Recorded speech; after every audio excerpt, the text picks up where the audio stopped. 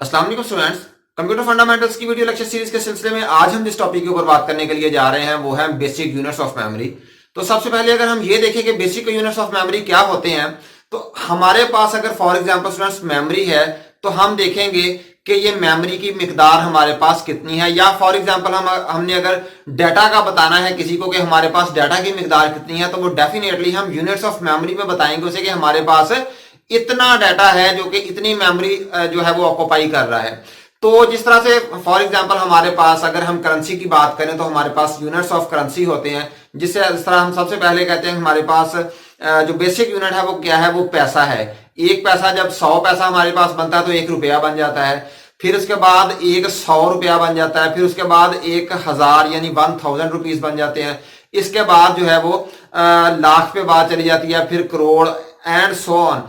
तो ये इस तरह से बिल्कुल ऐसे ही हमारे पास जो है वो मेमोरी के भी यूनिट्स होते हैं। तो सबसे बेसिक यूनिट जो हमारे पास मेमोरी का है वो है 1 बिट। तो बिट किसे कहते हैं स्टूडेंट्स? कंप्यूटर साइंस जो है वो बेसिकली बाइनरी सिस्टम में काम करता है, यानी कि बाइनरी सिस्टम यानी 2 का निजाम। या तो वो 0 को अंडरस्टैंड करेगा या फिर 1 को अंडरस्टैंड करेगा। तो 2 के निजाम में हमारे पास ये जो बेसिक यूनिट है वो क्या है, वो एक बिट होता है जिसे हम या तो 0 से रिप्रेजेंट करते हैं स्टूडेंट्स या फिर 1 से रिप्रेजेंट करते हैं। तो या तो एक जगह में एक बिट के अंदर हमारे पास 0 स्टोर होगा या फिर 1 होगा या फिर वो ब्लैंक होगा बेसिकली। अब हम बात करते हैं तो जो हमारे पास 1 बिट है वो क्या होता है, आइदर 0 और 1। फॉर एग्जांपल हमारे पास ये मेमोरी है, इसमें जो है हमारे पास स्पेस डेफिनेटली है, उसे क्या किया हुआ होता है, स्पेस को पार्टीशन की हुई होती है। तो 1 यूनिट ये वाला होगा जिसे हम क्या कहेंगे, 1 बिट। अब इसके अंदर हम या तो 0 को स्टोर करवाएंगे या फिर 1 को स्टोर करवाएंगे। अब जब बिट से अगली इकाई की तरफ जाते हैं तो वो क्या हमारे पास है, 1 बाइट। तो बाइट पे जाने से पहले दरमियान में स्टूडेंट्स एक और इकाई हमारे पास जो है वो एक यूनिट और होता है, वो उसे क्या कहा जाता है, उसे निबल कहा जाता है। लेकिन ये निबल जो होता है ये बेसिकली इसके अंदर हमारी जो यूनिट्स ऑफ मेमोरी है इसके अंदर इंक्लूड नहीं होता। लेकिन हमें पता होना चाहिए as a computer science students के दरमियान में एक निबल की एक इकाई होती है, उसे 4 बिट्स से डिनोट किया जाता है। यानी कि अगर 4 बिट्स हमारे पास होंगे तो हम उसे क्या कह सकते हैं, निबल कह सकते हैं। लेकिन अगर इंटरनेशनल यूनिट्स की बात करें तो उसके अंदर निबल कोई इकाई नहीं है हमारे पास। तो बिट के बाद डायरेक्टली हम किस पे चले जाते हैं, बाइट के ऊपर चले जाते हैं। बाइट कितने बिट्स की होती है, बाइट जो है वो 8 बिट्स अगर हमारे पास होंगे, यानी कि या 8 zeros या 8 ones या इनका दोनों का कॉम्बिनेशन मिला के 0 और 1 अगर 8 हमारे पास होंगे, इस तरह से अगर हमारे पास ये 8 पार्टीशंस होंगी मेमोरी की, तो इन्हें क्या कहा जाएगा, इन्हें 1 बाइट कहा जाएगा। और इनके अंदर हम 0 और 1 को स्टोर कर सकते हैं। तो बाइट जो है बेसिकली स्टूडेंट जो होती है इसकी मेमोरी के अंदर जो एड्रेसिंग की जाती है, तो आमतौर पे 1 बाइट को एक एड्रेस दिया जाता है। यानी कि अगर हमारे पास 1 बाइट हो तो हम उसे एक एड्रेस दे देते हैं, तो इसे डायरेक्टली वो उस एड्रेस से इस बाइट को उठा भी सकता है और यहाँ पे रीड भी कर सकता है और राइट भी कर सकता है। इसके बाद हमारे पास जो है वो क्या है, किलो बाइट की इकाई है, या जिसे केबी भी कहा जाता है। केबी स्टूडेंट्स, अब जो हमारे पास बिट या बाइट है, यहां पे हमें इस चीज की जरूरत है कि हमें सिर्फ बिट और बाइट का पता हो। यानी कि बिट क्या है, एक 0 या 1 है, और बाइट कितने बिट्स लेता है, 8 बिट्स होते हैं बाइट के अंदर।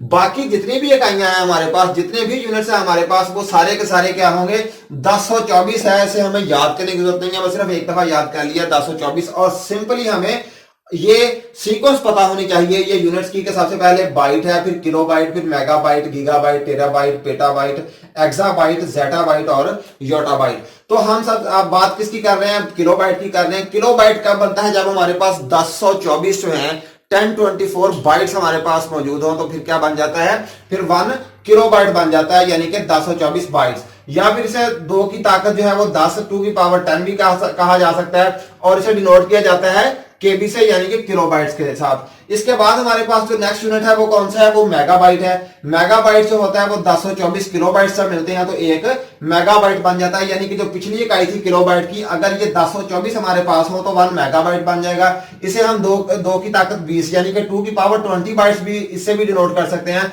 और मेगाबाइट को कैसे लिखा जाता है, एमबी में लिखा जाता है। आमतौर पर स्टूडेंट्स जब अगर हम 2000 या उससे ऑनवर्ड की बात करें तो हमारे पास जो इकाई होती थी वो मेगाबाइट ही होती थी मेमोरी के लिए। फॉर एग्जांपल रैम की अगर बात करते थे तो आमतौर पे हमारे पास मेगाबाइट्स में ही रैम होती है। अब तो वो गीगाबाइट में जा चुकी है, जिस तरह से आमतौर पे हमारे एंड्रॉयड फोन की भी 4 बाइट या 8 बाइट होती है, इसी तरह से हमारे लैपटॉप्स हैं या फिर डेस्कटॉप की बात करते हैं तो वो हमारे पास गीगाबाइट्स में आ चुके हैं। लेकिन तब हमारे पास अगर आज से 2000 से ऑनवर्ड की बात करें तो आमतौर पे जो सिस्टम्स होते थे उसमें 64 से शुरू होती थी या 32 से शुरू होती थी, 32 मेगाबाइट से, और वो आमतौर पे 512 जो है वो एमबी तक जाता था।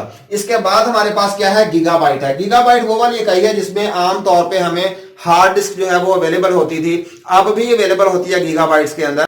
इसके बाद जो नेक्स्ट हमारे पास बेसिक यूनिट जो है वो मेमोरी का, वो क्या है, टेराबाइट है, जो कि 1024 गीगाबाइट्स जो है वो अगर हमारे पास अवेलेबल हो 1024 गीगाबाइट्स तो क्या बनता है, एक टेराबाइट बनता है, या इसे हम 2 की ताकत 40 यानी कि 2 की पावर 40 बाइट्स से भी डिनोट कर सकते हैं।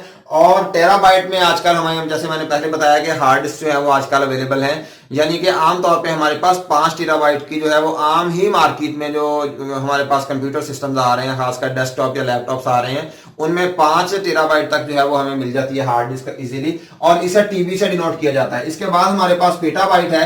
पेटाबाइट अगर हमारे पास स्टूडेंट्स फॉर एग्जांपल 1024 टेराबाइट्स हो तो फिर हमारे पास क्या बनते हैं, 1 पेटाबाइट। पेटाबाइट को हम 2 की पावर 50 से भी जो है वो लिख सकते हैं, या और इसे किस पे डिनोट किया जाता है, पीबी से, पी फॉर पीटा और बी फॉर बाइट। इसके बाद नेक्स्ट हमारे पास एक्साबाइट है। एक्साबाइट अगर फॉर एग्जांपल हमारे पास पीटा 1024 पीटा बाइट्स हो या 260 जो बाइट्स हो तो फिर हमारे पास क्या बनता है, एक्साबाइट बनता है। ये आमतौर पे हमारे जो मार्केट में अवेलेबल नहीं है, ना तो अभी तक हमारे पास पीटाबाइट में मेमोरी आ चुकी है और ना ही हमारे पास अवेलेबल है एक्साबाइट में, या फिर ऑनवर्ड जो हम इसे स्टडी करने जा रहे हैं जिन यूनिट्स को, इनमें अभी स्टूडेंट्स ये हमारे पास यूनिट्स आ चुके हैं। लेकिन आमतौर पर जो नॉर्मल हम बात करते हैं मार्केट में जो हमारे पास स्टोरेज अवेलेबल है वो आमतौर पे इन यूनिट्स में अभी तक नहीं आई, वो अभी तक टेराबाइट्स में हमारे पास स्टोरेज, फिजिकल स्टोरेज जो है वो हार्ड डिस्क की फॉर्म में आ चुकी है, जबकि हमारे पास जो रैम है वो कहां तक आ चुकी है, वो गीगाबाइट तक आ चुकी है। इसके बाद हमारे पास क्या है, जेटाबाइट। जेटाबाइट जो है